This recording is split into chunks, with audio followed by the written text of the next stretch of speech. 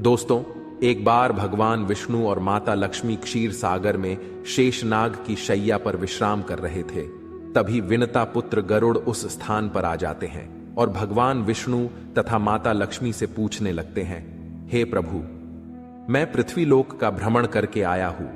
मैंने देखा कि पृथ्वीलोक पर अनेक मनुष्य नित्य स्नान करते हैं, किंतु फिर भी दुखी ही रहते हैं। उनके दुखी रहने का क्या कारण है? हे प्रभु, आप मुझे बताइए कि स्नान करने की सर्वोत्तम विधि क्या है? स्नान कब और कैसे करना चाहिए? स्नान करते समय कौन से मंत्रों का उच्चारण करना चाहिए? मेरे मन में इन सभी प्रश्नों को जानने की इच्छा निर्माण हो रही है। गरुड़ जी मां लक्ष्मी से भी पूछते हैं, हे माता, मैंने यह भी देखा है कि अनेक महिलाएं नित्य स्नान करके आपकी पूजा आराधना करती है, किंतु फिर भी उनके घर में आपका वास नहीं होता है। इसका क्या कारण है?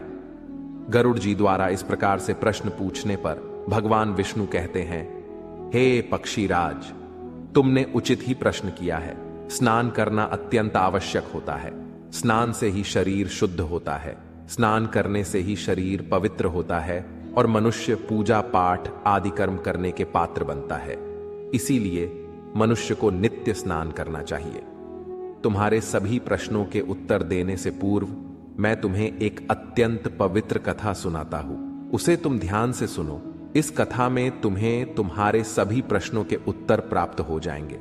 इतना कहकर भगवान विष्णु ने गरुड़ जी को स्नान का महत्व बताते हुए एक कथा सुनाई है, जिसे सभी मनुष्यों को ध्यान से सुनना चाहिए।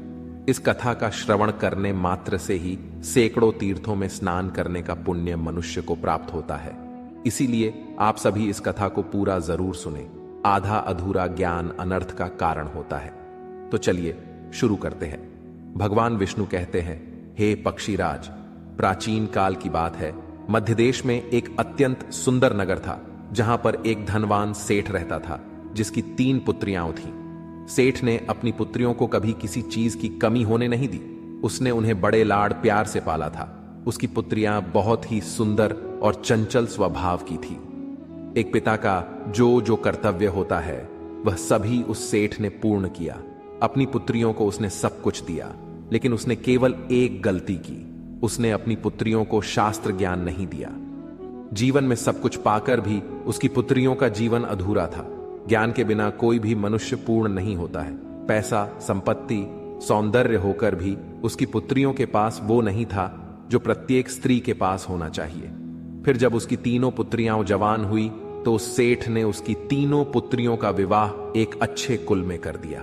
तीनों के पति बड़े बड़े व्यापारी थे और सभी राजमहलों में रहने के लिए चली गई। जैसे ही तीनों रहने के लिए अपने घर चली गई, वहां पर उनका भव्य दिव्य स्वागत किया गया। विवाह के बाद की सभी रस्में की गई। उन तीनों के ससुराल वालों ने उन्हें बहुत मान सम्मान दिया और सभी के साथ प्रेम से व्यवहार किया। वे तीनों अपने ससुराल में बड़े ही मौज से रहने लगी। तीनों सुबह देर से जागती थीं, देर से स्नान करती थीं, बिना स्नान किए ही भोजन किया करती थी और कभी कभी ही पूजा पाठ किया करती थी। उनकी सास ने उन्हें कई बार टोका, लेकिन किसी ने अपनी सास की बात नहीं मानी और अपनी ही मनमानी करने लगी। लेकिन जैसे जैसे समय बीतता गया, उन तीनों पुत्रियों के ससुराल में परेशानियां बढ़ने लगी। तीनों के पतियों को व्यापार में आर्थिक नुकसान होने लगा और धीरे धीरे उनका सारा व्यापार डूबने लगा।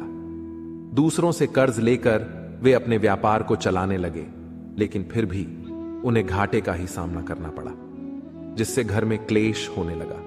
बार बार लड़ाई झगड़े होने लगे। जब से ये तीनों उन घरों में रहने के लिए चली गई थीं, तभी से उनके घर में संकट आने शुरू हो गए थे।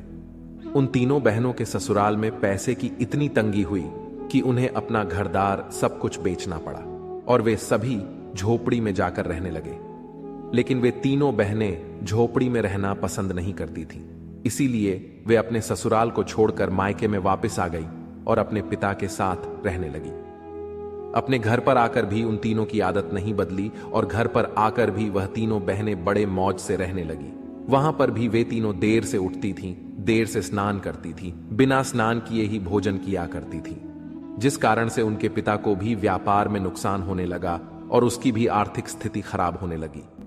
फिर एक दिन उनके द्वार पर भगवान विष्णु एक साधु का रूप धारण करके आ गए। सेठ ने उस साधु का प्रेम से स्वागत किया और उनके पैर धोकर उन्हें प्रणाम किया। फिर सेठ ने उस महान साधु को अपना दुख बताया और उस पर निवारण करने के लिए उपाय पूछा। सेठ ने अपनी पुत्रियों को भी बुलाया और साधु को उनके बारे में भी सारी हकीकत बता दी। जैसे ही उस साधु ने सेठ की तीनों पुत्रियों की तरफ देखा तो उन्हें सारी हकीकत पता चली। उन तीनों बहनों के चारों ओर नकारात्मक शक्ति का घेरा बना हुआ था जो उनके साथ ही चल रहा था। वे जहां पर भी जाती वह नकारात्मक ऊर्जा उनका पीछा नहीं छोड़ रही थी। उस सिद्ध साधु ने उस सेठ से कहा, तुम्हारी तीनों बेटियों की आदतों के कारण उनके चारों ओर नकारात्मक ऊर्जा का घेरा बना हुआ है। इसी कारण से ये जहां पर भी जा रही है वहां पर केवल दुख और संकट आ रहे हैं। तुम्हारी तीनों पुत्रियां अत्यंत आलसी हैं। ये देर से जागती है, देर से स्नान करती है, बिना स्नान किए ही भोजन करती है और यही वजह है कि उनके जीवन में ये संकट आ रहे हैं। फिर उस साधु ने उस सेठ को और उनकी पुत्रियों को अत्यंत महत्वपूर्ण ज्ञान दिया और उसका नित्य पालन करने के लिए कहा। भगवान विष्णु कहते हैं, हे वत्स, स्नान के 4 प्रकार होते हैं, ब्रह्म स्नान, देव स्नान, आर्षि स्नान, मानव स्नान और दानव स्नान। इन्हें समय के अनुसार वर्गीकृत किया गया है। शास्त्रों में ब्रह्म मुहूर्त में किए जाने वाले स्नान को सर्वश्रेष्ठ माना गया है। ब्रह्म मुहूर्त यानी कि रात्रि का अंतिम प्रहर और सूर्योदय से ठीक 1.5 या 2 घंटे पहले का समय होता है, यानी कि साधारणतः सुबह 4 से 5:30 तक का समय। शास्त्रों में यह समय दिन का सर्वश्रेष्ठ समय माना जाता है क्योंकि इस समय वातावरण में अद्भुत और चमत्कारी ऊर्जा व्याप्त होती है। यह समय देवताओं का समय होता है। इस तरह देवताओं का स्मरण करते हुए ब्रह्म मुहूर्त में किए जाने वाले ब्रह्म स्नान को सर्वश्रेष्ठ स्नान कहा गया है। इस समय स्नान करने से और स्नान के तुरंत बाद सूर्य देवता को अर्घ्य देने से जीवन में सुख, समृद्धि और शांति आती है। दिन भर मनुष्य का तन और मन ताजगी और सकारात्मक ऊर्जा से भरपूर रहता है। ब्रह्म स्नान करने पर मनुष्य रोग तथा बीमारियों से दूर रहता है। उसका शरीर निरोगी और स्वस्थ रहता है। दूसरा है देव स्नान। सुबह 5 से 6 बजे के बीच किया जाने वाला स्नान देव स्नान कहलाता है। सभी पवित्र नदियों का स्मरण करते हुए किए जाने वाले इस स्नान को भी श्रेष्ठ स्नान माना जाता है। इस समय स्नान करने से मनुष्य के शरीर में सकारात्मक ऊर्जा का संचार होता है और सभी प्रकार की नकारात्मकता और बुराई शरीर से बाहर निकल जाती है। इस तरह देव स्नान के समय स्नान करने से तन के साथ साथ मन भी शुद्ध और पवित्र हो जाता है। इस समय पर स्नान करने से धन संपत्ति में वृद्धि होती है। मनुष्य को सभी भौतिक सुख प्राप्त होते हैं। सुबह सुबह जब आकाश में तारे नजर आते हैं उस समय के गए स्नान को ऋषि स्नान कहते हैं। यह भी श्रेष्ठ स्नान होता है। इस समय स्नान करने से मानसिक शांति मिलती है। तीसरा है मानव स्नान। सुबह 6 से 8 बजे के बीच में किया जाने वाला स्नान मानव स्नान कहा गया है। यह स्नान सूर्योदय के समय या सूर्योदय के ठीक बाद में किया जाता है। इस समय स्नान करना भी अच्छा माना गया है। शरीर में दिन भर ताजगी, स्फूर्ति और सकारात्मक ऊर्जा व्याप्त रहती है जो हमें किसी भी कार्य को करने के लिए उत्साहित करती है। किंतु मनुष्य को कभी सूर्योदय के 2 घंटे बाद स्नान नहीं करना चाहिए, अर्थात सुबह 8 बजे के बाद स्नान करना अनुचित होता है।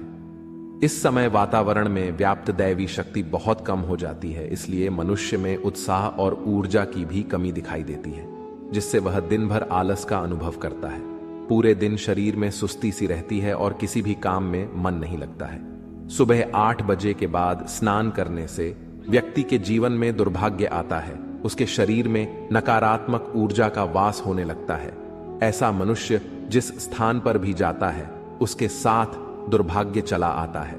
तुम्हारी ये तीनों पुत्रियां सुबह देर से स्नान करती थीं, जिस कारण से उनके ससुराल की सारी संपत्ति नष्ट हो गई और अब तुम्हारी भी धन संपत्ति नष्ट हो रही है। सूर्योदय होने के बहुत समय बाद तक भी जो लोग स्नान नहीं करते हैं उनके मन में दिन भर क्रोध, राग, द्वेष, नकारात्मकता, कमजोरी और चिड़चिड़ापन बना रहता है, जिससे इनके काम में मुश्किलें आ सकती हैं। इसलिए प्रतिदिन ब्रह्म स्नान, देव स्नान ऋषि स्नान या मनुष्य स्नान करने की सलाह दी गई है। प्रतिदिन इन पवित्र कालों में उठकर स्नान करके ईश्वर की पूरी श्रद्धा से आराधना, प्रार्थना और पूजा पाठ करने से तथा सूर्य देवता को अर्घ्य देने से हमारे तन के साथ साथ मन भी शुद्ध और पवित्र हो जाता है और हमारी बहुत सी समस्याओं का समाधान हो जाता है। हमारे अंदर से सभी प्रकार की नकारात्मकता दूर होती है और सुख समृद्धि का मार्ग खुल जाता है।